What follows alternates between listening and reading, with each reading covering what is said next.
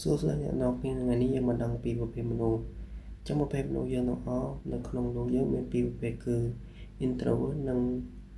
extrovert មនុស្ស introvert ជាមនុស្សដែលចូលចិត្តនៅម្នាក់ឯង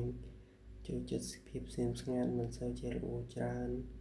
ហើយមនុស្ស introvert ជាមនុស្សដែល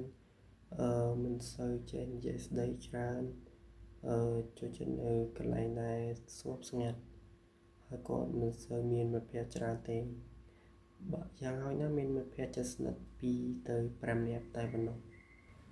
ចំណែកឯមនុស្ស extrovert វិញមានន័យថាជាមនុស្សដែលចូលចិត្តភាពសប្បាយរីករាយពេលនៅម្នាក់ឯងគាត់មានភាពអត់សុខជាខ្លាំងគាត់ចូលចិត្តល្អូច្រើនហើយនៅពេលដែលពិធីជប់លៀងអញ្ចឹងគាត់ចូលចិត្តភាពសប្បាយរីករាយការជួបជុំហើយនៅពេលដែលគាត់ចូលរួមកម្មវិធីអ្វីមួយគាត់ឆាប់ស្គាល់គេឆាប់ចូលចុះគេហើយមនុស្ស extrovert វិញមនុស្ស extrovert គឺជាមនុស្សដែលស្រឡាញ់ការរាប់អានច្រើនហើយនៅក្នុងចំណោមនោះក៏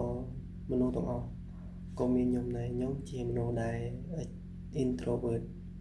មិនសូវចេះនិយាយស្ដីច្រើនទេហើយសួរថាមនុស្សពីរហ្នឹងសួរថាមួយណាល្អឬក៏មួយណាមិនល្អនិយាយទៅវាល្អទាំងពីរទេប៉ុន្តែភាពដែលល្អបំផុតគឺមនុស្សដែល extrovert ខ្ញុំអត់ថាបើខ្ញុំគិតវិញគឺមនុស្ស extrovert ល្អជាងចំពោះដែលខ្ញុំគិតទេណាបើបងប្អូនអរគ្នាគិតថាមនុស្ស introvert ល្អក៏ល្អ extrovert បើ extrovert ល្អមានន័យថា extrovert ហ្នឹងគាត់បើគាត់ចេញបើកអាជីវកម្មរកស៊ីខ្លួនឯងគាត់មានស្គាល់គេច្រើនមាន network ច្រើនគាត់មានបណ្ដាញស្គាល់គេនិយាយរួមទៅមនុស្ស introvert ក៏អាចរៀនអភិវឌ្ឍខ្លួនពី introvert ទៅជាមនុស្សextrovert បានដែរតែយើងត្រូវកែវាតិចម្ដងចឹងណាអញ្ចឹងយើងព្យាយាមកែទម្លាប់ដែលយើងធ្វើរាល់ថ្ងៃទៅវាអាចយើងឬក៏រៀននិយាយដូចជាអ្នក sale ចឹងអ្នក sale អ្នកខ្លះគាត់អត់សូវចេះនិយាយច្រើនទេប៉ុន្តែហេតុអ្វីមកគាត់លក់ដាច់មកពីគាត់មានចិត្តសាស្ត្រ